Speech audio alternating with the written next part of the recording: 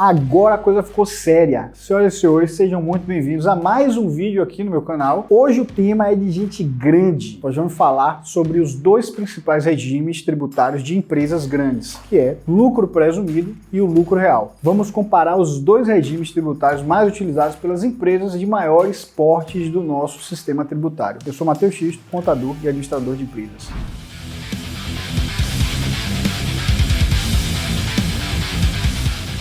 Galera, semana passada eu falei sobre o Simples Nacional, que é o queridinho do micro e pequeno empresário brasileiro. E dando seguimento nessa mesma pauta de regimes tributários, hoje eu vou abordar os seguintes tópicos sobre o lucro presumido e o lucro real. Primeiro nós vamos falar sobre o lucro real, o que é, como funciona, quem está obrigado, algumas vantagens e algumas desvantagens. Depois nós vamos fazer a mesma coisa no lucro presumido. E aí em seguida, indo para o tópico 3, eu vou entrar na comparação entre esses dois regimes, que já vai ficar muito mais fácil, já que você já vai saber mais ou menos como funciona cada um deles. E no final eu vou te dar algumas dicas, eu vou te mostrar alguns indicativos de qual provavelmente é o melhor regime tributário para sua empresa, beleza? Um homem, uma máquina, uma besta enjaulada! O Matheus mandou avisar que não vai mais gravar vídeos, porque você não se inscreveu no canal dele. Então, se você adora esse conteúdo, se inscreve aí e deixa logo esse like. Assim ele fica feliz e para com esse draminha fresco.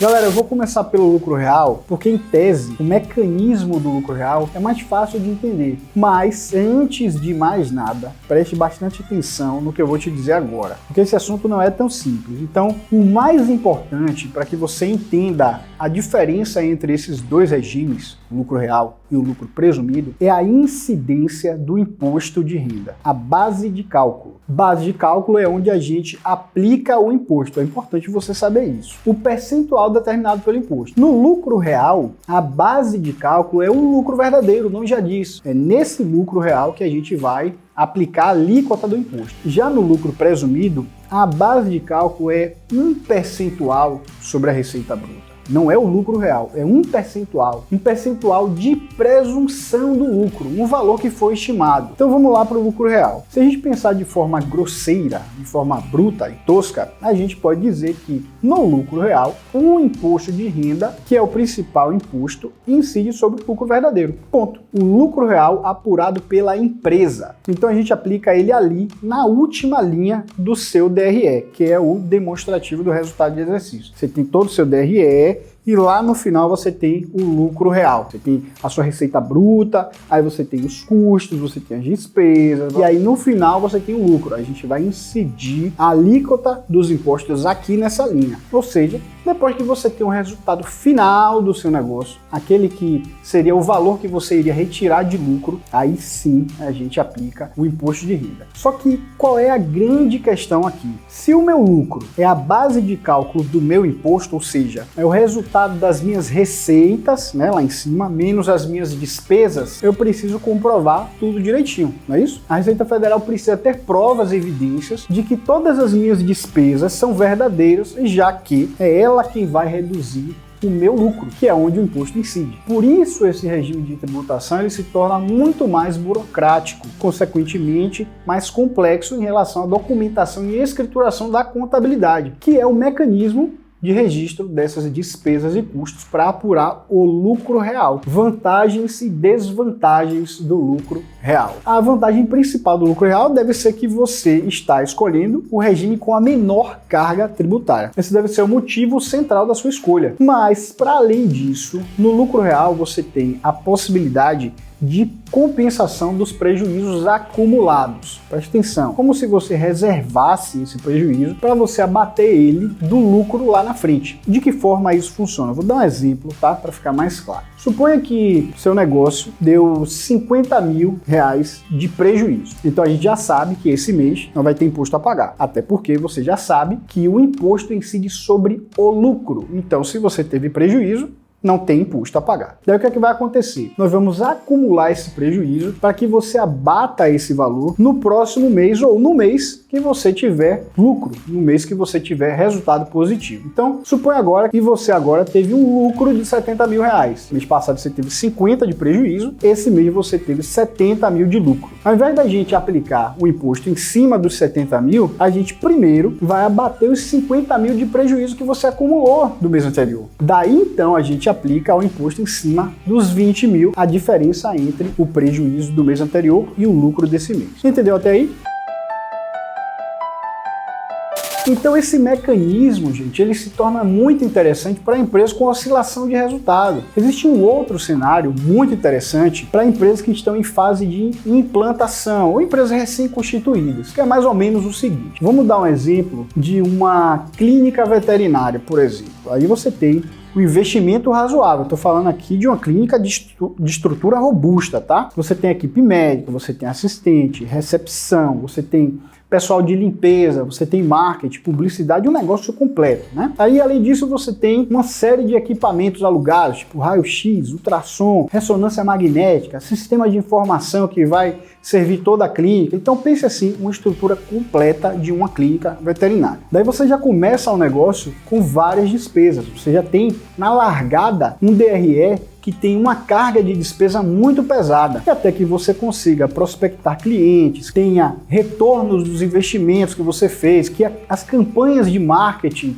deem resultado, você vai ter um período ali de prejuízo. E não tem problema, isso está projetado, isso está previsto, está no seu DRE projetado. Para esses casos, o lucro real ele é muito interessante, já que você vai poder acumular todo esse prejuízo, sei lá, de 1, 2 anos, você vai acumulando esse prejuízo para que, primeiro, você não pague imposto de renda e, segundo, lá na frente, quando você começar a ter lucro, você vai abatendo esse prejuízo do lucro que está acontecendo. Beleza, Matheus, e as desvantagens do lucro real? Bom, aí a gente tem algumas, não é só vantagem nesse regime, assim como todos os outros. As principais desvantagens é que você tem um maior rigor na escrituração contábil, já que você precisa comprovar as despesas, para que você tenha ali a base de cálculo que é o lucro. Você também vai ter aí, por conta disso, uma necessidade maior de governança, de compliance, para que as coisas funcionem com mais cuidado e mais rigor. E, consequentemente, você vai ter uma maior exposição aos agentes fiscalizadores, né? Se você precisa de uma escrituração mais severa, mais rígida, você também acaba sendo mais fiscalizado. Consequentemente, você tem também um maior custo com a contabilidade, já que vai se debruçar mais, vai ocupar mais tempo, vai gastar mais tempo e profissionais mais gabaritados, mais capacitados para cuidar dessa escrituração contábil. Matheus, e quem pode optar pelo lucro real? Galera, o lucro real pode ser uma opção de qualquer empresa, não tem nenhum tipo de pré-requisito, mas a Receita Federal determina obrigatoriedade. Então, empresas que faturam acima de 78 milhões de reais no ano, nossa, é muito dinheiro, né? Estão obrigadas a seguir esse regime. A pessoa que eu tô lisa, vai-se embora.